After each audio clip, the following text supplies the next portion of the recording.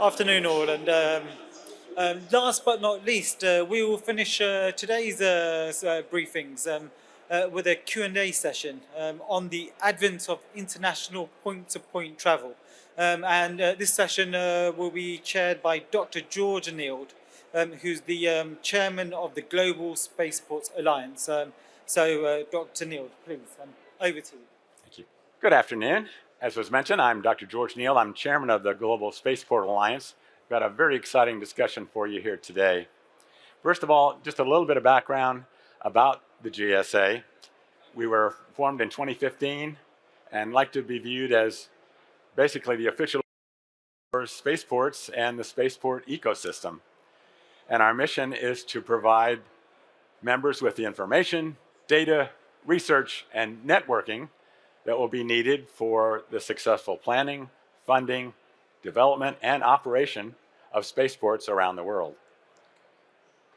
Right now we have 28 spaceport members from 8 different countries. We also have 9 associate members who provide products and services to those spaceport operators, and 8 members from government and academia.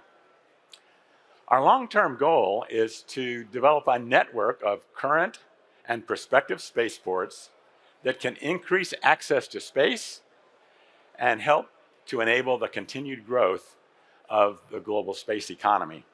We're very excited to partner with the Farnborough International Air Show this year to hold a series of sessions on point-to-point transportation through space.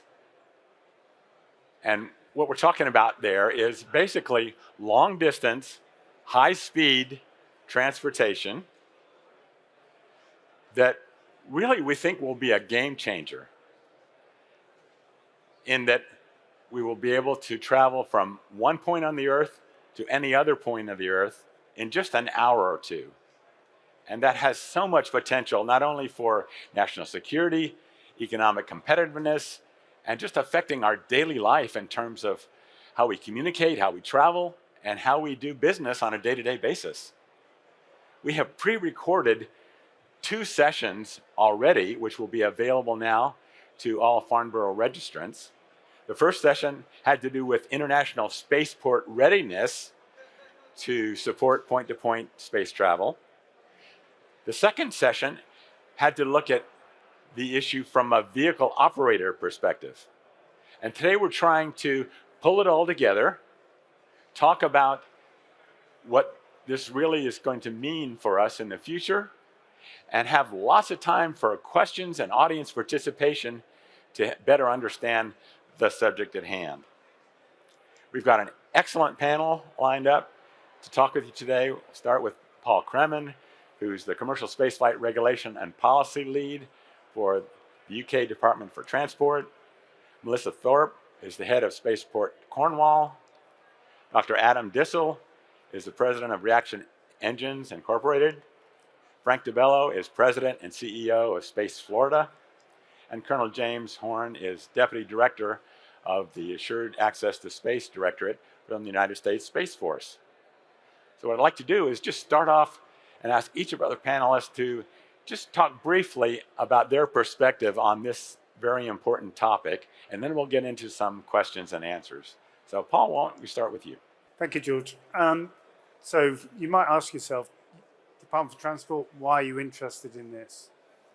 So first of all, DFT, Department for Transport, is responsible for launch in the UK. The natural progression from launch and putting payloads into space is to move to point at some point in time.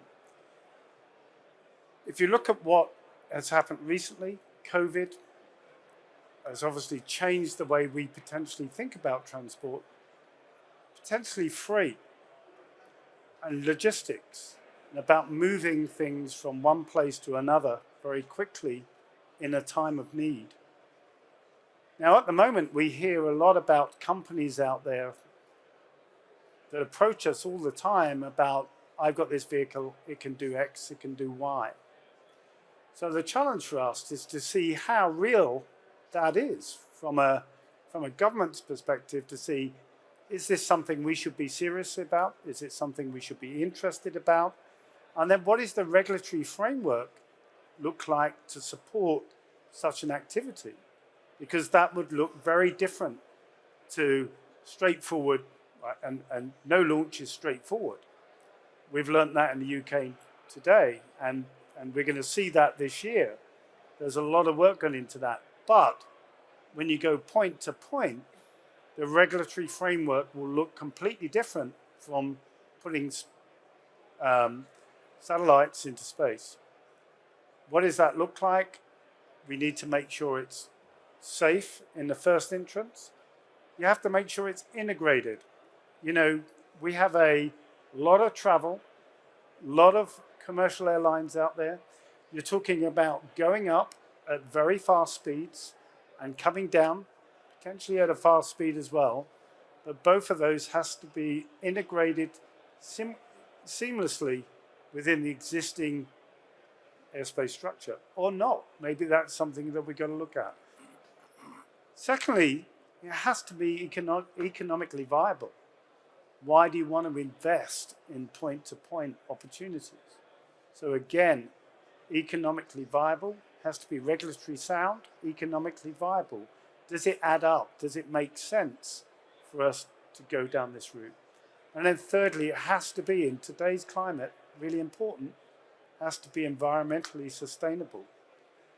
Absolutely right. You know, UK's government has made commitments towards net zero. You know, so if it was to be from the UK, we'd want to know what those companies are. They taking the environmental considerations seriously, and are they taking them thing? And then finally, of course, has to be safe. Don't want any accidents. Absolutely no accidents. So probably a good place to leave it for now. Very good. Thank you, Paul. Melissa, how does things look from the spaceport perspective from Cornwall? Yeah, so when we were recording the live session, I think we said the word game changing, or like probably about 10 times, I think, between us. So I think it is. And I get really excited about when we do talk about it, or when I'm talking to my local politicians about it. You know, what is the future iteration of this spaceport look like? And the fact that we've started as an airport, and not forgetting that it's a port for movements of goods and people. And I think for us to look to the future, that's exactly what a spaceport should be, is the movement of goods from point A to point B, and helping the aviation and aerospace industry to start to innovate the way that they're doing things as well. So you're starting to see efficiencies by using space and some of the space technology that's in this room now. And as a spaceport, we're just here to enable all of that. So for us, that's working with businesses on what their needs are now, but also when we're starting from the beginning as a spaceport, we have this great opportunity to future-proof what we believe might be coming next. And so for us, it's those initial conversations with launch operators or businesses that have aspirations for point to point, say, if we're establishing infrastructure on this asset now, what do you see happening with your business in 10 to 15 to 20 years that we can start to lay that groundwork now? From an infrastructure point of view, from a political support point of view, from a local community point of view, but also, you know, that skill base as well. How do we work with the local educated providers to ensure that the right skills are already in the pipeline? So I guess my role and my team's role is exactly that. It's enablement and a bit of crystal ball looking of what is going to come, and how can we make sure that we have the right baseline, working with the regulator as well on doing as best as we can to future-proof the future innovations that will be coming. Excellent, thank you. Okay, Adam, so your company's trying to build vehicles that potentially could be used for this type of an activity. What's your thought on this subject? Absolutely. So we're really excited about this topic. I get really excited about it. I'm a big believer in our ability to go faster, to be more connected. So I won't repeat any of the comments that have been made before, but I want to take you on a little historical walk, just really briefly.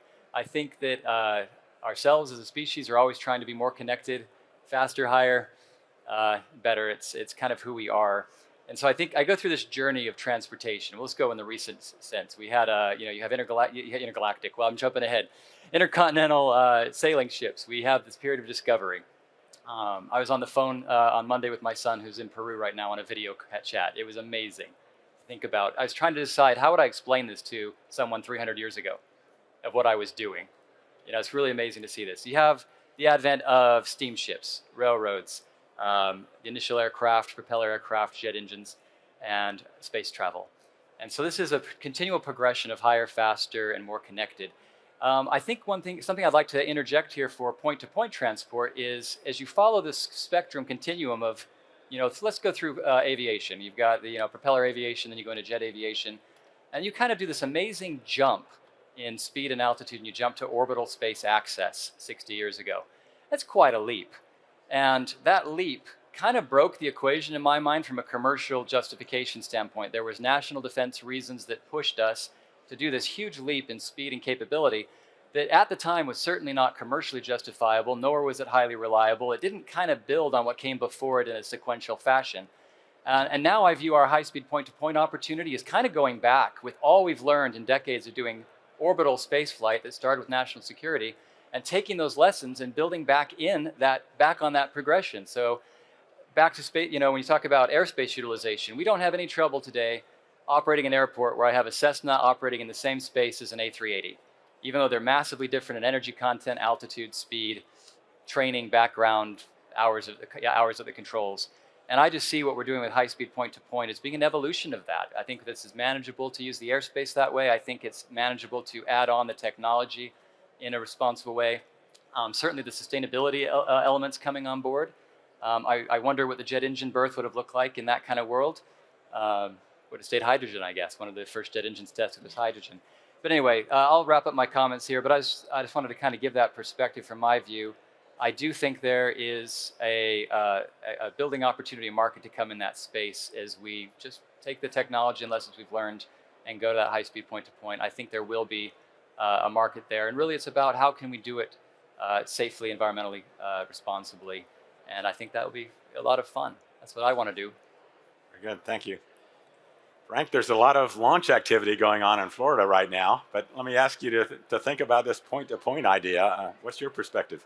Well, I'm very enthusiastic about it, George, but I look at it through both the historical context of Florida and that launch activity, as well as from a commercial lens. We've been very blessed in Florida that there was a long heritage of both national security as well as civil NASA launches over time.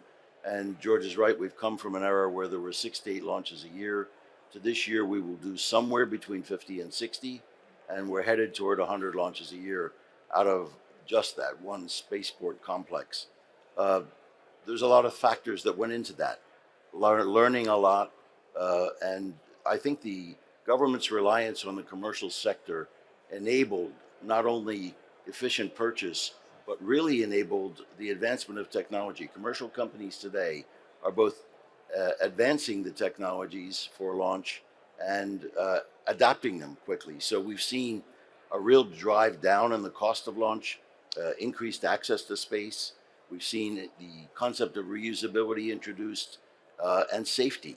And I have to commend the Air Force, NASA, and the FAA, George, in really impacting the safety of space flight, which has garnered a lot of confidence in the launch industry. So I look to see that we're continuing to develop the technology, not only for improving use of space assets and putting things up there for economic purposes, but also advancing the technologies for point-to-point. Point-to-point, however, is going to take a couple of things to really come into being. Economics and the economics of the payloads that are carried, or the critical nature of that. How many payloads need to get there in half an hour, or what kind of economics are associated with an individual eventually that have to get from one part of the earth to the other. I personally believe that what the industry has already done in advancing and making it easier for companies to get up into space to do things, that growing in orbit space economy is going to be as big a driver for point-to-point as anything else. And the reason for that is that we'll go up there to do work, to create research, which has value to create manufactured product, to perform services, and will be bringing things down. Bringing them down is going to help pilot test the other end of the spectrum. Where you bring them down is going to be important. And as we develop the technologies for bringing them down, we will simplify at least one aspect of bringing things back through the atmosphere at the delivery end of the point-to-point equation. I think that there are a number of platforms out there now that will also contribute to point-to-point, and we know Virgin Galactic and Virgin Orbit and Elon, Jeff Bezos with Blue Origin, and there are a variety of others that will bring their technology for point-to-point to being. But my thought is that I've seen many forecasts for commercial space. Most of them missed the decade by a considerable margin. I think that we will see point-to-point for cargo way ahead of point-to-point for human beings. The technology will clearly be way out in front of the regulatory environment and the standards and the safety considerations to allow human point-to-point for quite a while.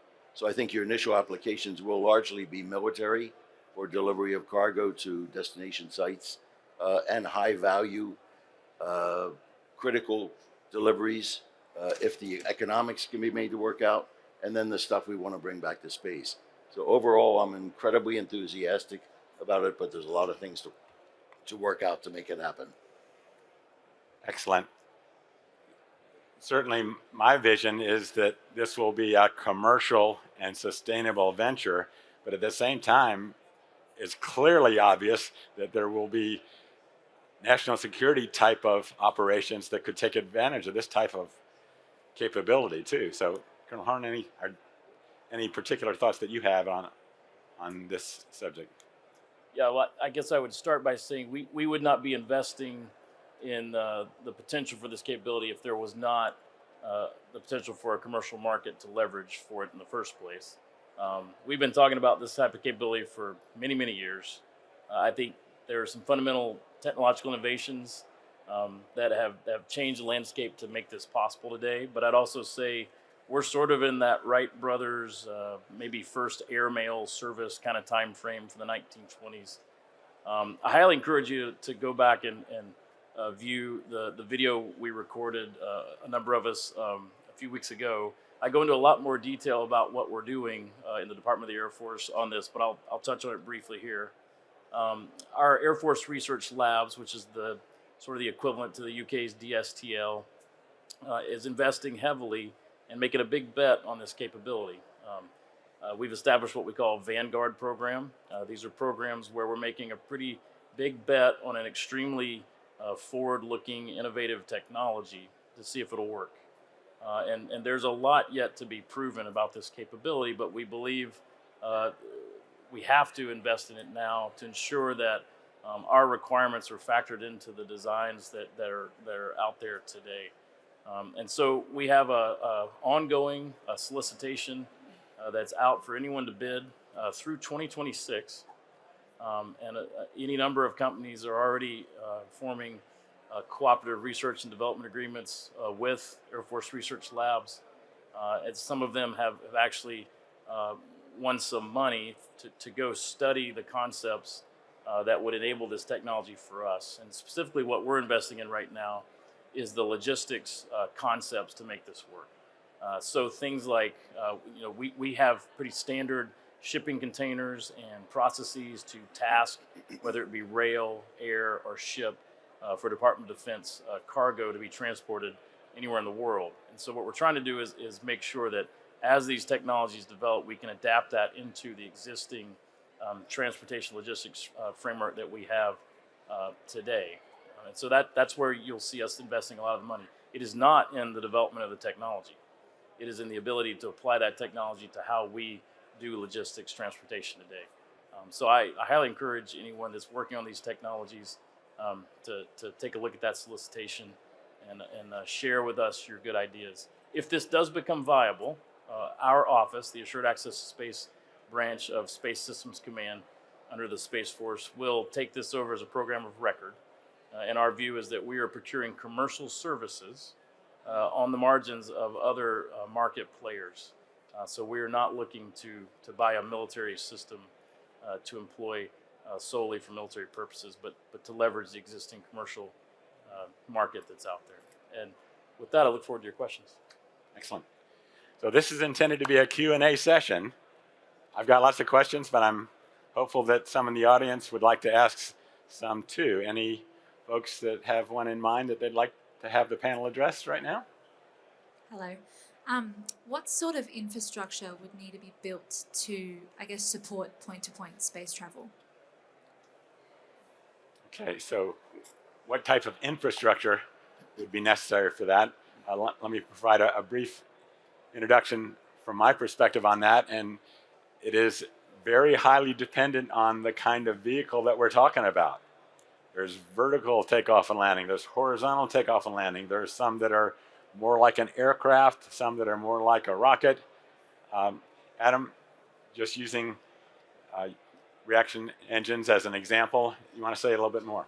Sure, absolutely. So for our concepts, we prefer the horizontal takeoff and recovery. And certainly there's other concepts out there. But when we're trying to think about a way forward to a highly commercial exploitable path, we're thinking in mind about that safety. And one of the things we notice about aircraft-like systems is an ability to do intact recovery, abort, carry contingency fuel, land when the engine doesn't work, things like that. And we think those kind of features could be important. So that's the way we're thinking about it. But taking that as an example, you need runways.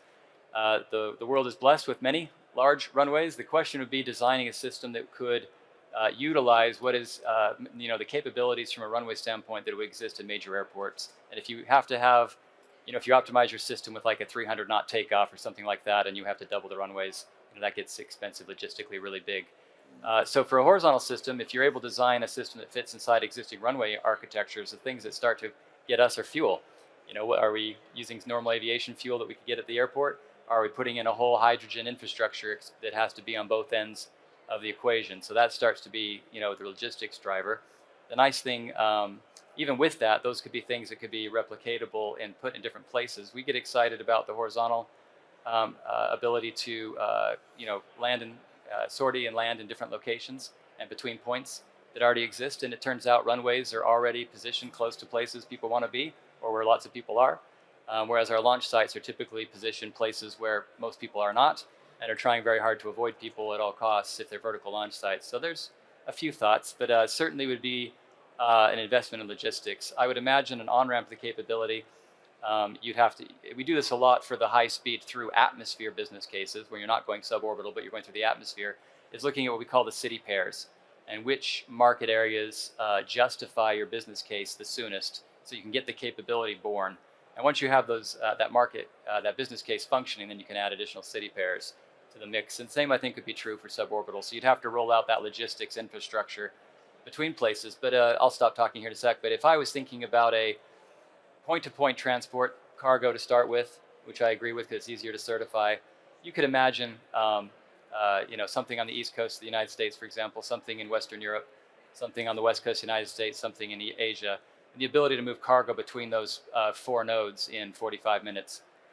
You just have to have a few nodes that would drastically decrease the transport time right off the bat for moving things around the world, and you just build on that.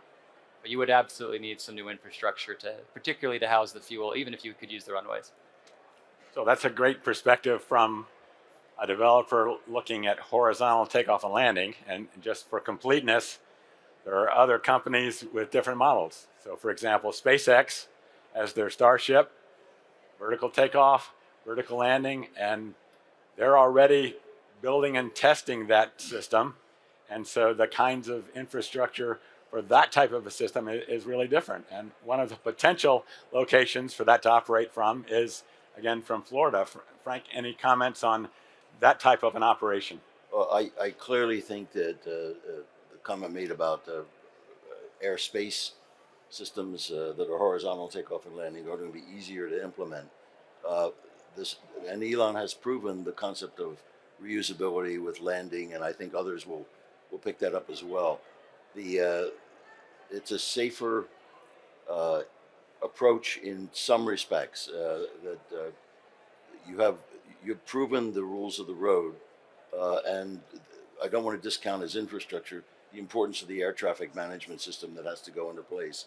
If you're taking off ballistically or vertically and you're going to land horizontally in another part of the world, there are not only airspace management issues, there are national treaty issues, there's the issues associated with assuring that nation and others around that that's not a hostile act. I mean, there's so many things that have yet to be worked out with respect to introduction of point to point. But I think that, again, the technologies are going to be there, whether they're vertical or whether they're horizontal, well in advance of our ability to get within one country. It might be easier, but getting international collaboration on the rules of the road, the treaties, and the regulatory environment are going to be the real challenge.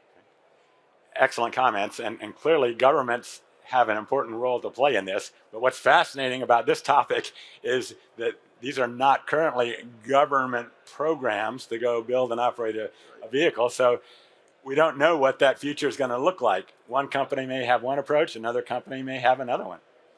Other questions? Hi, Angela Matisse. We're a company called Think Tank Maths based in Edinburgh. And so we do rethinking engineering processes. My question is around this. We also do space math. So that, or, getting accuracy in position and the behaviors of things in space. Currently talking to the UK Space Force and working with American partners and all those things. Can you hear me okay? Because I'll bring a bit closer. So my question is, we're breaking through a lot of paradigms, and I agree. It was magical watching what Elon Musk's team did. That was just absolutely, blew us all away.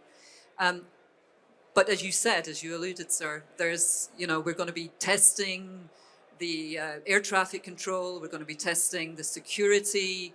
We're going to be going to congested. What are we doing to the Earth's atmosphere as we go up and we come down? All these different pressures, because we don't want to accelerate anything. And I'm not trying to be scary here. But the other thing is even the spacecraft themselves. Reusing and reusing, are we reaching, this is a question for you, are we reaching the limitations in terms of engineering for this, the actual craft themselves for reusability? Are we able to, are the current methods of engineering processes, are they up to it? Or do we need to rethink in a modern way some of the design principles, or, to be able to cope with this real, if we project ourselves and get ahead of it? Because if we've only got 15 years, we're going to have to start proving some of those structures. So I'm just asking in the whole context, do we need to have a rethink in the way we calculate things today, both for the airborne, but also for even the design of some of the craft that we're putting up there? Excellent question. So let me start with you, Paul, and maybe respond a little bit about the regulatory structure we've got now and whether they might need to change some of what we've got in place. And then Melissa, I might ask for your comments on the environmental learning that we're doing in terms of spaceport. So, Paul? So the first thing you need to have point to point is you need to have two people in complete alignment with each other about allowing and accepting a spacecraft that could be traveling at high velocity. It was alluded to earlier that, so as a government official, we have no policy towards this at the moment, but we potentially might want to allow this to happen. And in fact, the UK regulations do allow for such types of operations as they currently stand. What we're learning at the moment, and bearing in mind the UK is very new to this compared to our US friends, is that we are bringing over, and as Melissa knows, we're bringing over some US operators to operate from the UK. What is already being very clear to them, the operating environment in the UK is very different to the operating environment in the US. You don't have to go very far out of the UK before you're into complex international airspace and air traffic management. There is greater cooperation needed between your international partners. We've got Europe on our doorstep and Northern Atlantic. You know, you have to be open and be prepared to talk with those people about how you might do that. So you do have to cooperate. Those structures need to be in place. So, you know, in the aviation world, we have ICAO, we have everybody, we have operating standards that are governed universally. At the moment, in spaceflight, it's a bit like the Wild West in a sense that there are some great technology going on out there, some really great innovative thinkers, but there are no common standards. There is no similarity in approach. And if we want to move to point, that has to change. And I think you will see a greater emphasis on collaborative working. There has to be, because you need partners. You need partners not only in states, regulatory authorities, and the operators need to be prepared to share data. I can tell you one of the biggest challenges for the US, and I will lay this straight back on my colleagues, is that the US export control on some of this stuff could be prohibitive to point to point. That is going to be really interesting how you get around that. So, you know, we as governments, we have to work through these problems. We have to work through how we share information and data safely and make sure that that information is kept within the controls that it needs to be kept. Great comments. So the US and the UK and other countries have requirements in terms of the environmental impact of this type of system, but communicating to and getting feedback from the local community is also an important part. Melissa, could you say a little bit more about the kinds of environmental feedback and issues that you've been dealing with? Yeah, we've been dealing with a lot, and I think your question's really good about we don't understand, even from satellite launch point of view, what our impact is on the upper atmosphere, and let alone, you know, space debris mitigation and bringing that back down.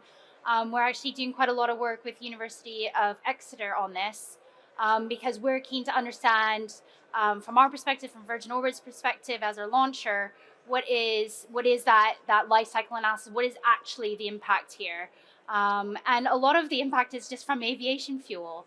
And so when we're identifying point to point, if we could start to nail some of the, you know, you hear RP1, but actually, if you just think about it as aviation fuel, really, if you start to crack some of these, that could have, you know, industry-wide, like bringing that impact down altogether. So we're just trying to ask questions that have never been asked before, even of the satellite industry. So before we even start to look at some of these point-to-point technologies, we need to start asking what we're doing already, because I think we can then start to understand what the impact will be wider. And we're doing this because our local community as a spaceport is starting to wake up to this.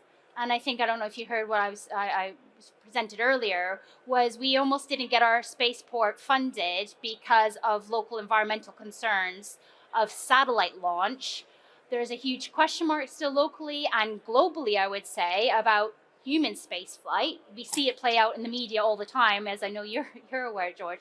You know, we need to do a better job as an industry of understanding what our impact is in the first place, being transparent about that, and then starting to communicate the benefits. And so when I'm talking about point to point, and we start to think, where are the efficiencies? Where's the balance? You know, if we can start to be more efficient with cargo transport and save the logistical impact of shipping, you know, where's that sweet spot? Where does it become more environmentally sustainable to use point to point?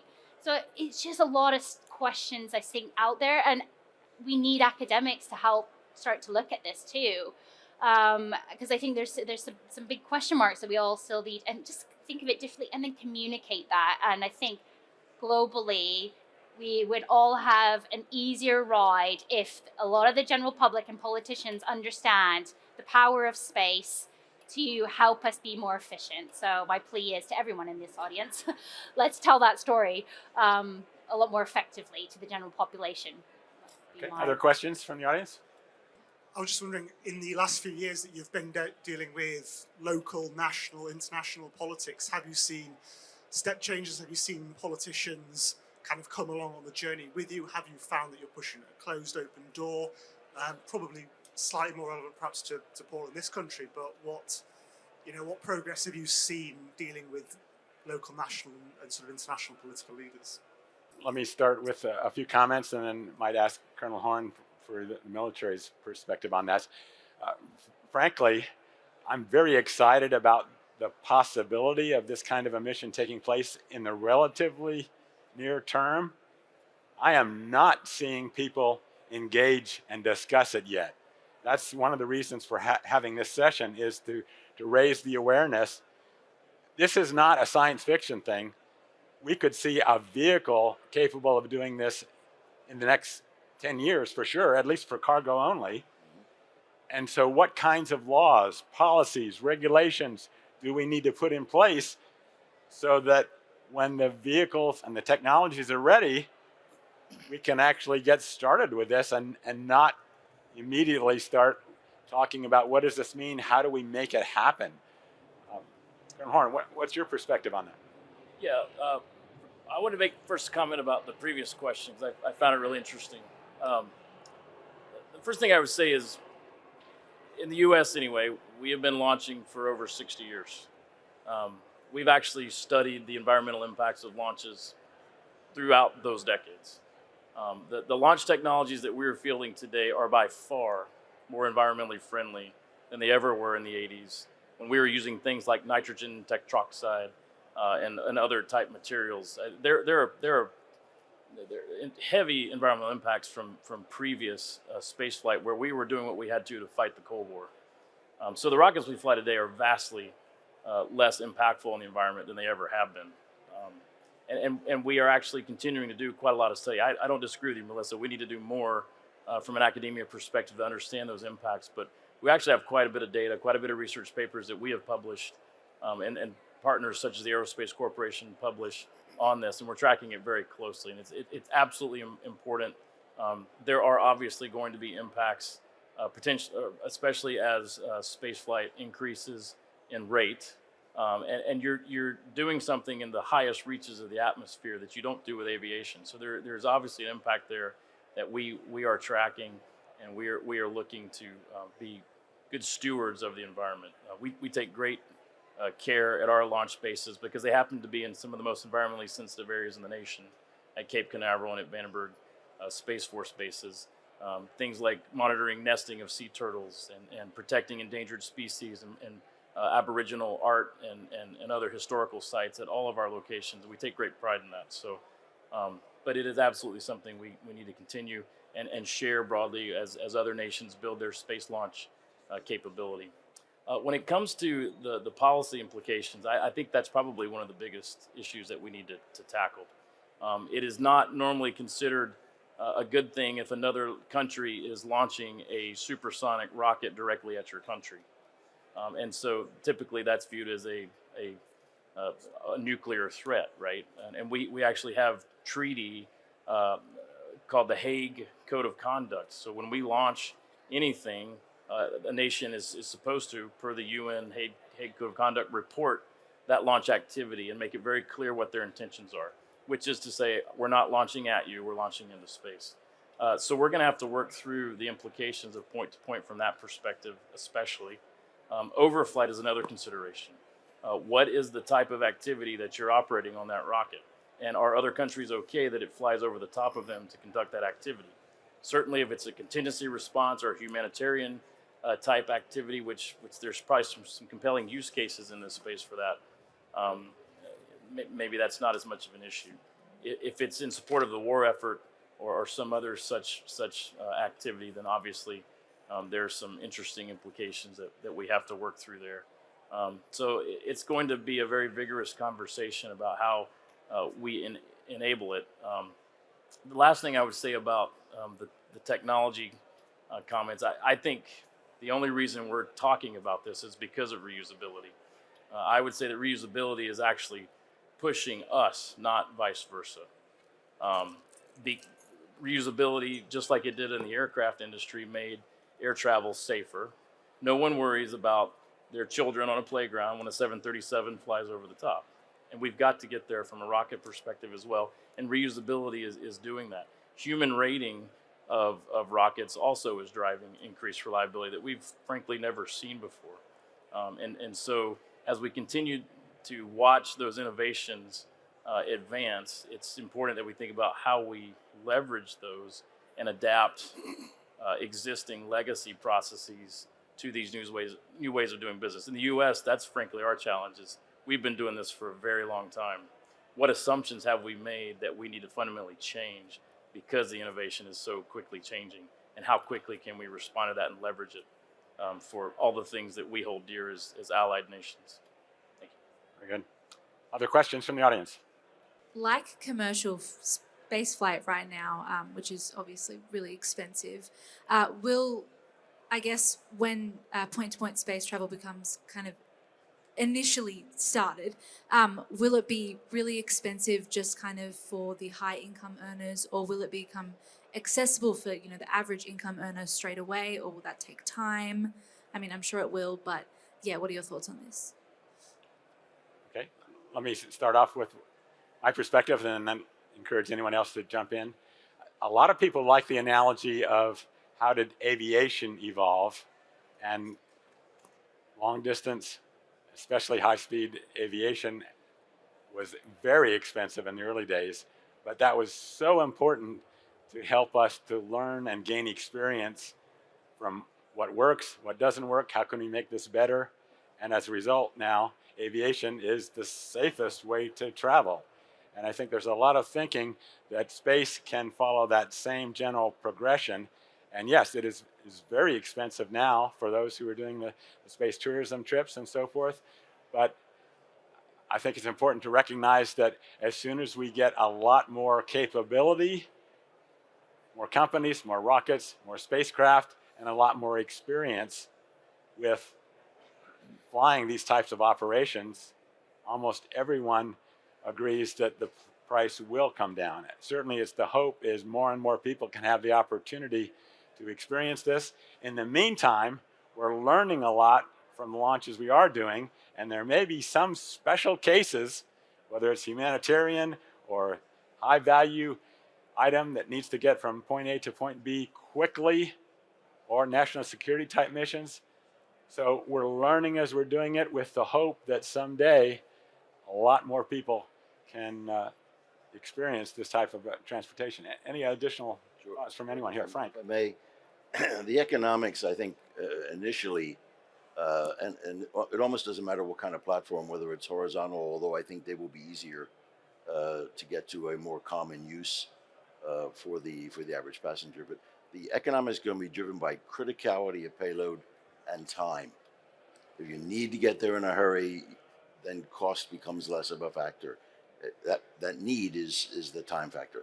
Criticality of payload might be the other one. If you need to get something there in a hurry in half an hour, then you're willing to undergo the cost to get that there.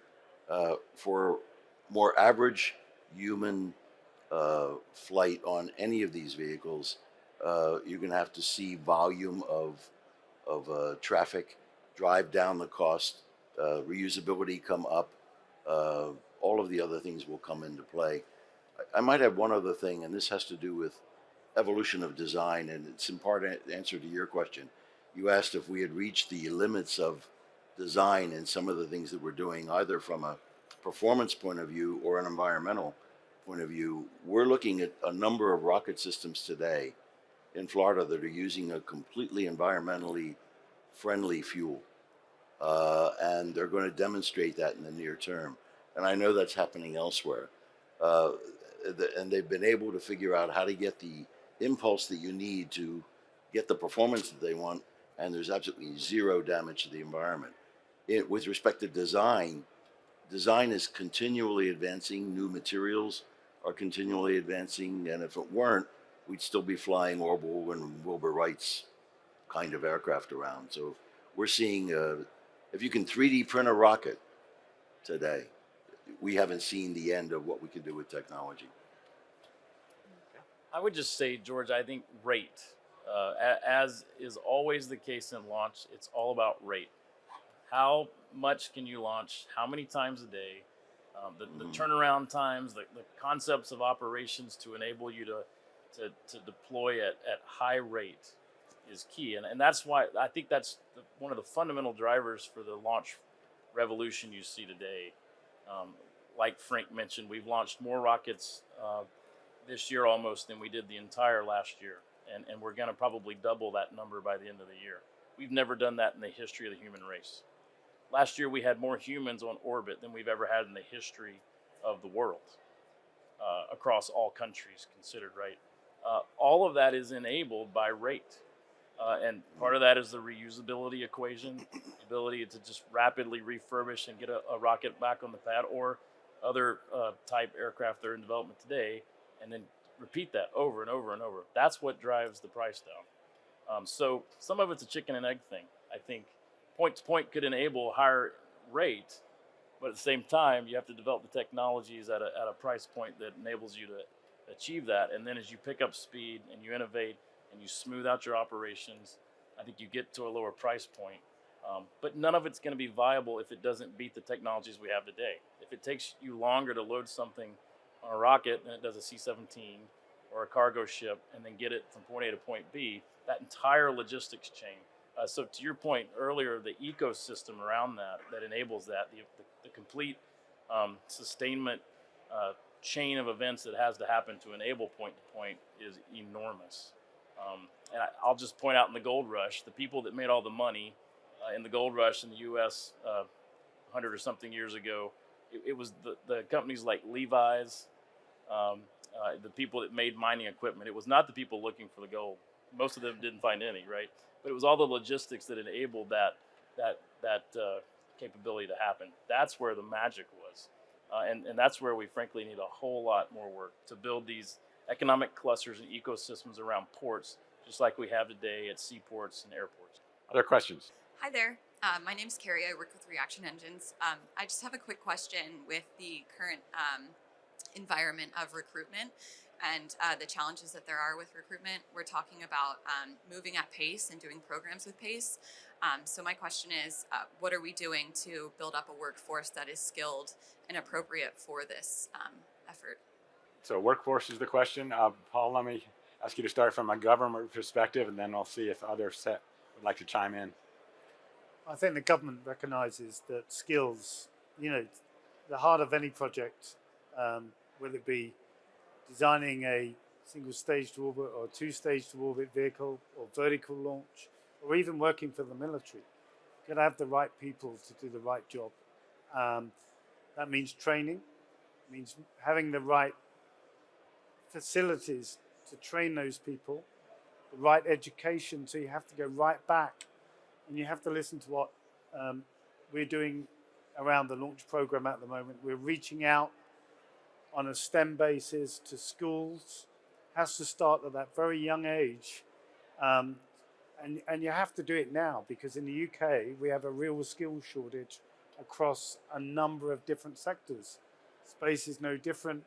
And this is global. It's not just the UK. It's, it's the US, it's Europe, everything else. And the challenge that drives is that we're all competing for the same pool of talent. That has a negative effect because that drives up salaries. That drives up inflation. That, we end up, all of the vicious circle that we're in at the moment, common economic factors that we need to look at. So we have to start building programs in the school, have to start them really early, get the kids interested, and we're lucky. What can be more interested in telling a young kid about space? Because you talk to them about space, their eyes light up. The challenge we've got is continually getting them to engage. And I think government has a role in that. I think industry can play a greater role in that, in intervening much earlier in the process, getting companies to engage with the classroom. And I know Melissa's probably a better person to speak about that, but yeah, I think engagement is crucial. Frank, I think Space Florida has done an excellent job of partnering with the state in terms of thinking about jobs, education, training, workforce development. I assume that's an important factor in there. Could you say a little bit about how you've worked with the state of Florida on some of your challenges? It is, and I've been blessed in the sense that Florida early on made space one of its formal modes of transportation. So we plan this growth of the space industry just as we do the railroad and every other aspect or mode of transportation. Uh, in doing that planning, workforce is critical to almost everything that we want to do to achieve and support the growth that we're seeing. This isn't bragging, but we're getting 1,000 people a day coming into Florida every day. And we look at the demographics of that, and we look at the new companies that are starting, and we do think ahead about what kinds of job skills that we need. And it's an intimacy that you form with the companies to make that happen. We find that just as capital follows markets, workforce eventually will follow markets as well. And if the industry is paying for the talent that they want, not only will the student body see that, the workforce will see it, but the governmental planners will see it, and they'll infuse the money into programs that help stimulate at the educational talent supply chain, whether regardless of the level, what you need to get more students into STEM or get more students into engineering, or help them along the path to the graduate skill level that they need, depending on what it is. Right now, we're very focused on manufacturing skills. It is the fastest growing economic sector in the state because we have moved from being able to stimulate with space and others knowledge-based industries, and everybody wants to become a Silicon Valley or an AI future kind of IT-driven economy, but manufacturing is really where we're seeing a lot of growth, and we're shifting a lot of our training to apprenticeships and the other things that will drive that.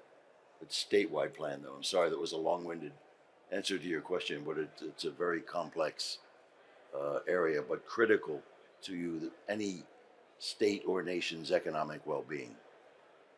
Okay, I've got one more question, and then I want to ask our panelists to maybe wrap up from their perspective. But Adam, as a vehicle developer, I'm curious, what can the government do to help to expedite your development process? What can spaceports do to help you as a vehicle developer to get there faster? Sure, absolutely. Well, we just touched on one really important one, which is helping with, it is an entire ecosystem of talent that you need and goodwill. I always think back to, when jet airliners came on board, and we call it the jet age now, even if we're not talking about aircraft. It changed the way kind of we thought about the world. So one of the things we need to do, I think, is just amp up how exciting this area is and not be too narrowly constrained. I also think about like the Apollo program, if I'm not mistaken. I think the average age of controllers who were sitting in the console was in their 20s, and none of them had an aerospace engineering degree. They didn't exist. These guys went to school for whatever was, current then, and they all expanded. So as I think about new space and future space opportunities, aerospace, I want to make sure we're not being too particular about the space part. We've got talented folks across the industry. We talked about logistics. We need everything else. So what can the governments and spaceports do? Honestly, they do a tremendous lot. My U.S. team actually has got a test site based at the Colorado Air and Spaceport. They bend over backwards to help us on anything they possibly can do. What they can't do is fund us to large amounts and pay us to develop things. And as the Colonel mentioned, even the government, they will fund things that are use cases that they desperately need for national security reasons. If we can get technology matured through those kinds of programs, that's fantastic. A lot of high technology has been born that way historically. But where not, I really appreciate the government's position of, even though I'm not going to fund your development because I desperately need your thing to do my core mission, I'm interested in subscribing to your capability for me to have a ride too and to participate. And that helps a lot. I look at what NASA does with their Space Act agreements. Sometimes they're accepting payment from companies to help participate. Sometimes they're just making facilities available. Sometimes they just make their supercomputer clusters available. So I think the governments actually do a tremendous lot. Where we need help is, as was mentioned earlier, export control, regulation, certification. These are the things that are extremely high bars to get over, especially when you're just starting in industry. We've talked about how safe air travel is, 7 times faster than driving in the car to the airport. The regulations and certifications that enable that are certainly important. But if they'd existed in 1935, there'd be no DC-3. So how do we blend ourselves into that, I think, is where we need the government's help. And I do think it's got to be an international play. If we're talking about space, this is, as we mentioned earlier, both sides. I can take off from New York on my way to London, but if there's no airport and they don't want me, that's a big problem. So anyway, I'll leave it there. But I think there's a lot going. And on the regulatory and export stuff, there's more we could figure out. Very good. All right, we're coming to the end of our time, but let me just ask each of our panelists to sum up some of the most important takeaways and things to think about in the area of point-to-point transportation. Let's start with you, Colonel Horn. I guess I just can't overemphasize enough the power of not limiting ourselves to how we understand things today. That's great. If you had asked me even 5 years ago, maybe even as close as 2 years ago, that the things we see happening today would be happening, I would have told you were crazy. I spent 21 years in the Air Force, and now I'm in the Space Force. Here we have an opportunity that we're leveraging to create a 21st century military service, not based on industrial age principles, but on this incredibly innovative new environment that we find ourselves in. So I would just challenge us all to rethink fundamentally everything we know to be dear and true about our world today and how we can leverage these new technologies to enable that to happen. I think it is vitally important that we in the free world lead this effort because if we don't, others will, and we will not like the results. And I'll just leave you with that. Great, thank you. Frank? Well, just make a comment, and this gets back to planning at the national level, what it is we want to achieve. It is just as capital follows markets, we need to think about where we want to be with some of these technologies and how we want to evolve. It's not socialism or communism to do industrial planning around key areas. And our military does a good job of thinking what they need. I think at the national level, we need to be able to do that for our various industry sectors. And so when I look at point-to-point, and I'm just trying to relate that back, I think that point-to-point, I'm excited about it. The technologies in multiple various modes will evolve. I think they're going to evolve faster than our ability to put the other infrastructure in place to support it. And that should be done as part of a national strategy. I really believe that. Okay, Adam? Cool.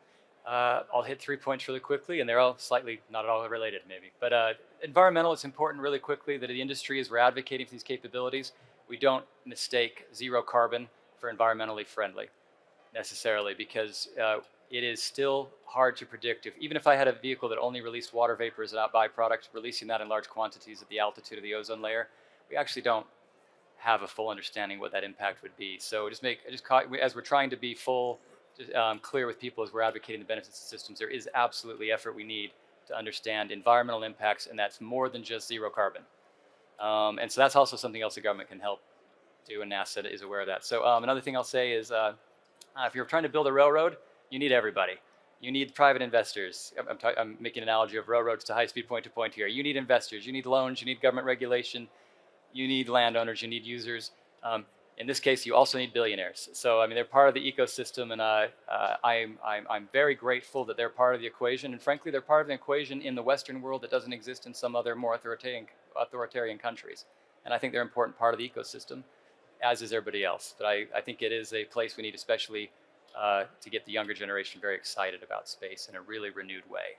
And the last thing I'll just say is I've had the privilege to fly in an aircraft going from Singapore to San Francisco, 16 or 17 hours. You're moving 600 miles an hour in a metal tube, 60,000 feet in the air, 50,000 feet in the air. And that was not possible just a few decades ago, within the lifetimes of some of the people in this room. So I'll just say, put that lens on it. There's amazing things happening, as the Colonel led with. We are going to be amazed 2 years from now what's happened. We'll be amazed 4 years from now when we're back here. So I absolutely think there's the great things to happen. I'm glad to be a little part of it, I hope. Okay. Thank Melissa. you. Yeah, basically just building on a lot of what Adam was saying. I think for me, the industry, we need to demystify what point-to-point is and do a better job of explaining the benefits of why it's important, that the investors and the politicians and the public support something like point to point.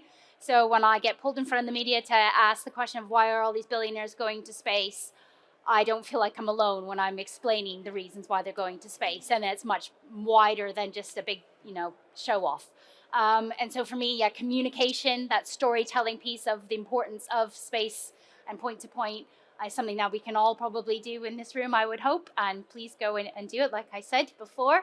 And then I think we really work with, maybe I say easy wins, but an example of how this could work between our two countries, because there's a great relationship that is developing with the regulations, with ITAR, with TAAs, that we can start to maybe establish through Global Spaceport Alliance some of these spaceports that can do some of the low-lying fruit. I use that very flippantly.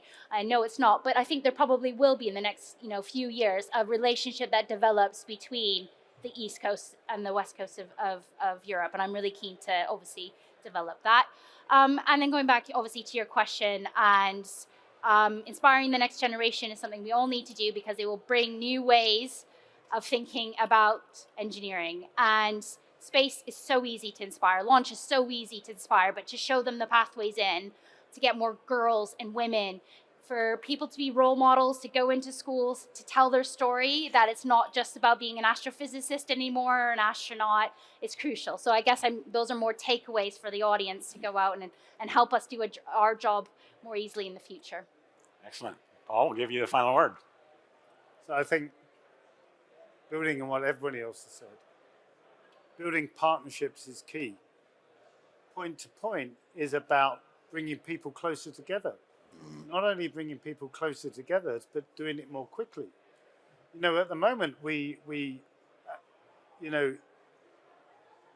realize the importance of the freedoms that we have at the moment. When they were taken away during COVID and no one could travel, you realize suddenly how small the world was and how lonely it can be.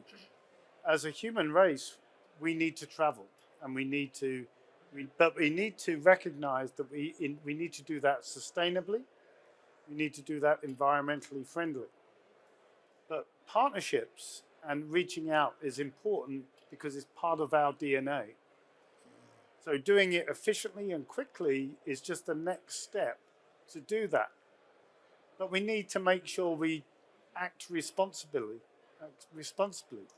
We need to make sure that we have the right structures in place that enable this in the first place.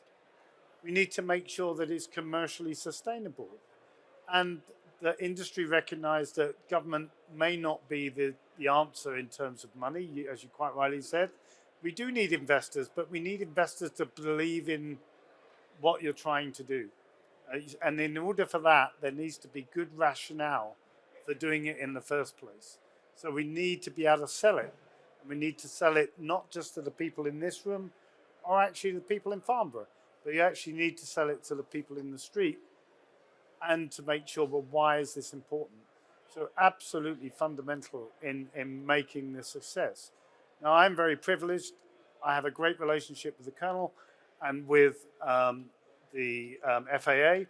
We're starting to build those relationships, and we will continue to build those relationships between the UK and the US, and we're looking to talk to others, Australia and others, along similar lines. We're building those frameworks today to enable the transport of the future. And these things take time, because I think, as someone said earlier, there are really smart kids out there that technology is way ahead of what we can do from a regulatory perspective. All we can do is try and keep up. And I'll leave it there. Great comments. Thank you all for a very interesting discussion today. If you have additional questions or comments, please feel free to reach out to me directly or contact us online at theglobalspaceportalliance.com. Thanks a lot.